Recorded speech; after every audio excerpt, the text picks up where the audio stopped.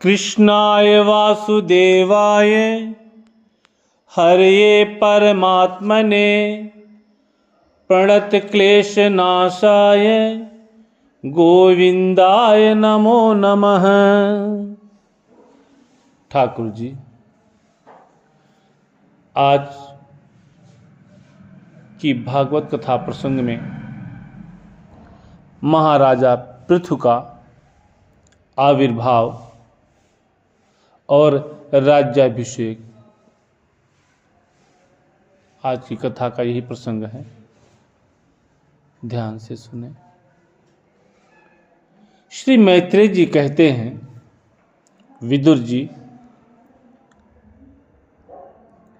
इसके बाद ब्राह्मणों ने पुत्रहीन राजा वेन की भुजाओं का मंथन किया। तब उनसे एक स्त्री पुरुष का जोड़ा प्रकट हुआ। ब्रह्मवादी ऋषि उस जोड़े को उत्पन्न हुआ देख और उसे भगवान का अंश जान बहुत प्रसन्न हुए और बोले। ऋषियों ने कहा, यह पुरुष भगवान विष्णु की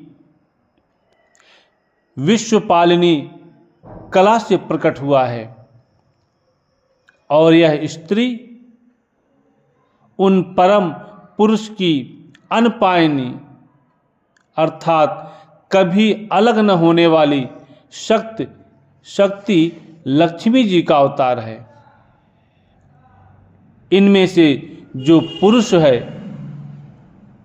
वह अपने सुयश का प्रथम विस्तार करने के कारण परम यशस्वी पृथु नामक सम्राट होगा। राजाओं में यही सबसे पहला होगा। यह सुंदर दांतों वाली एवं गुण और आभूषणों को भी विभूषित करने वाली सुंदरी इन पृथु को ही अपना पति बनाएगी। इसका नाम अर्ची होगा।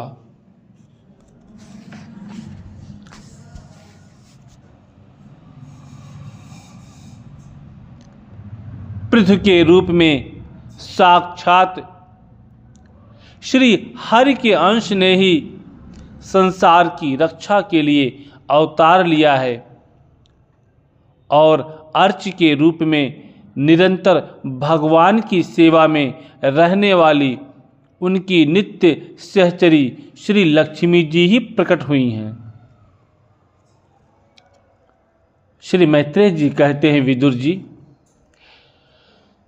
उस समय ब्राह्मण लोग पृथु की स्तुति करने लगे।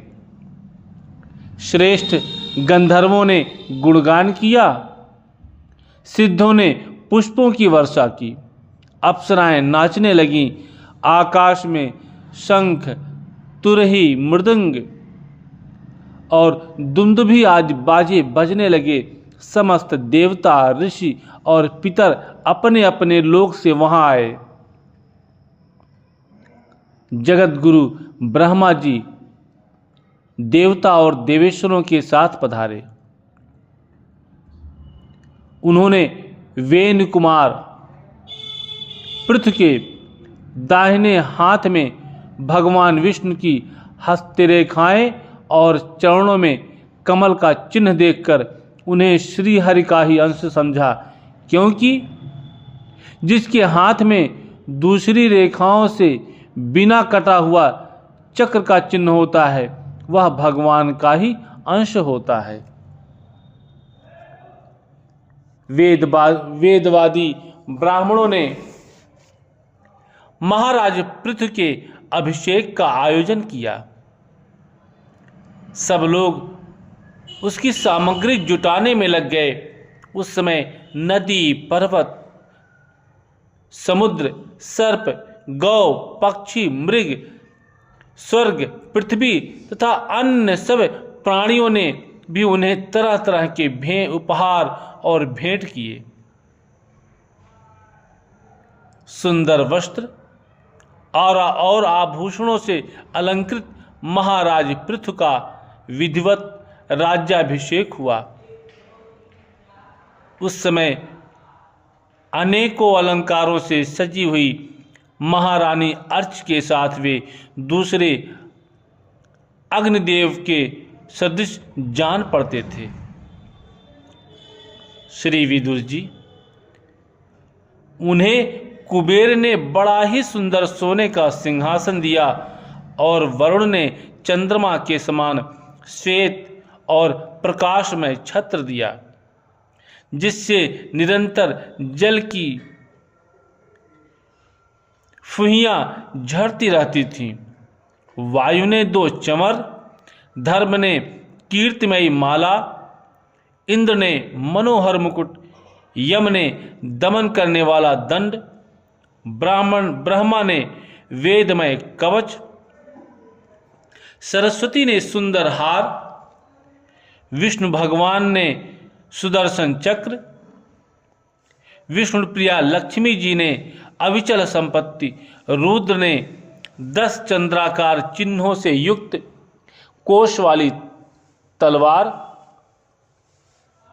अंबिका जी ने 100 चंद्राकार चिन्हों वाली ढाल, चंद्रमा ने अमृतमय अश्व, त्वष्टा अर्थात विश्वकर्मा ने सुंदर रथ,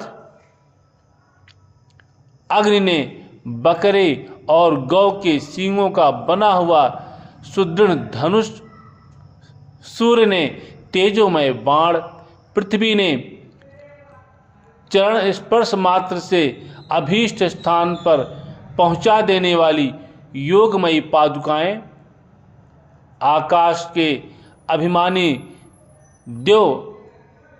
देवता ने नित्य नूतन पुष्पों की माला, आकाश विहारी सिद्ध गंधर्वादि ने नाचने गाने बजाने और अंतर्धान हो जाने की शक्तियां, ऋषियों ने अमोघ आशीर्वाद, समुद्र ने अपने से उत्पन्न हुआ शंख तथा 7 समुद्र, पर्वत और नदियों ने उनके रथ के लिए बेरोक टोक मार्ग उपहार में दिए। इसके पश्चात सूत, मागध और वंदीजन उनकी स्तुति करने के लिए उपस्थित हुए। तब उन स्तुति करने वालों का अभिप्राय समझकर वेनुपुत्र परम प्रतापी महाराज पृथु ने हंसते हुए मेघ के समान गंभीर वाणी से कहा। महाराज पृथु ने कहा, सौम्य सूत, मागध और वंदीजन, अभी तो लोक में मेरा कोई भी गुण प्रकट नहीं हुआ, फिर तुम किन गुणों को लेकर मेरी स्तुति करोगे? मेरे विषय में तुम्हारी वाणी व्यर्थ नहीं होनी चाहिए, इसलिए मुझसे भिन्न किसी और की स्तुति करो। मृदुभाषियों, कालांतर में जब मेरे अप्रकट गुण प्रकट हो जाएं, तब भर पेट अपनी मधुर वाणी से मेरी स्तुति कर लेना। देखो, शिष्ट पुरुष पवित्र कीर्ति श्री हरि के गुणानुवाद के रहते हुए तुच्छ मनुष्यों की स्तुति नहीं किया करते।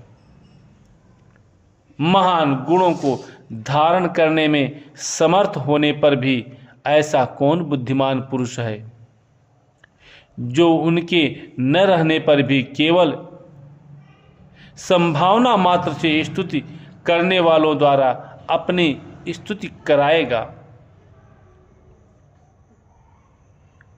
यदि यह विद्याभ्यास करता तो इसमें अमुक अमुक गुण हो जाते, इस प्रकार की स्तुति से तो मनुष्य की वंचना की जाती है। वह मंदमती यह नहीं समझता कि इस प्रकार तो लोग उसका उपहास ही कर रहे हैं। जिस प्रकार लज्जाशील उदार पुरुष अपने किसी निंदित पराक्रम की चर्चा होनी बुरी समझते हैं, उसी प्रकार लोक विख्यात समर्थ पुरुष अपनी स्तुति को भी निंदित मानते हैं। सूतगण, अभी हम अपने श्रेष्ठ कर्मों के द्वारा लोक में अप्रसिद्ध ही हैं। हमने अब तक कोई भी ऐसा काम नहीं किया है जिसकी प्रशंसा की जा सके। तब तुम लोगों से बच्चों के समान अपनी कीर्ति का किस प्रकार गुणगान करावें। श्री कृष्ण गोविंद हरे मुरारे, हे नाथ नारायण वासुदेवाय। श्री कृष्ण गोविंद हरे मुरारे, हे नाथ नारायण वासुदेवाय। ठाकुर जी, आप कितने सुंदर लग रहे हैं। ये चमक ये दमक फूलवन महक, सब कुछ सरकार तुम्हीं से है। ये चमक ये दमक फूलवन महक, सब कुछ सरकार तुम्हीं से है। इठला के पवन चूमे सैया के चरण, बगियन में बहार तुम्हीं से है। सब कुछ सरकार तुम्हीं से है। तू है मोरा सजन मैं हूँ तोरी, अब लाज बलम रखियो मोरी। तू है मोरा सजन मैं हूँ तोरी, अब लाज बलम रखियो मोरी। चाहे इत जाऊं चाहे उत जाऊं, चाहे इत जाऊं चाहे उत जाऊं, मेरे दिल को प्यार तुम्हीं से है। सब कुछ सरकार तुम्हीं से है। कहे जोगन थाम तोरी बैया, तुम जानत हो सब कुछ सैया। कहे जोगन थाम तोरी बैया, तुम जानत हो सब कुछ सैया। तोरी प्रीत में रूप ये धार लिया, तोरी प्रीत में रूप ये धार लिया। ये बनाव श्रृंगार तुम्हीं से है। सब कुछ सरकार तुम्हीं से है। मैं तो भूल गई कुछ भी कहना, तोरी प्रीत में रोवत है नैना। मैं तो भूल गई कुछ भी कहना, तोरी प्रीत में रोवत है नैना। रग रग में बसी है प्रीत तोरी, रग रग में बसी है प्रीत तोरी। अखियन मखुमार तुम्हीं से है। सब कुछ सरकार तुम्हीं से है। मेरा दिल ले लो मेरी जान ले लो, मेरा तन ले लो मेरा मन ले लो।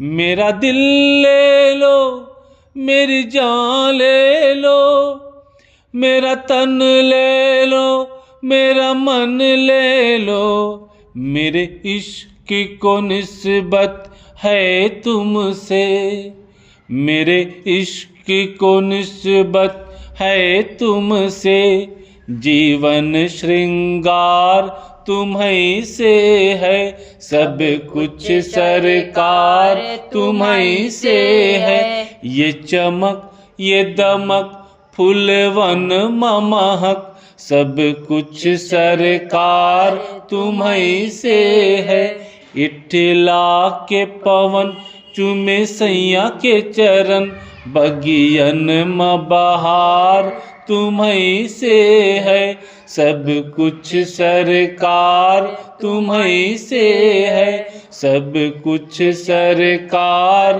तुम्हीं से है। श्री राधा। कृष्णाय वासुदेवाय हरये परमात्मने प्रणतक्लेशनाशाय गोविन्दाय नमो नमः।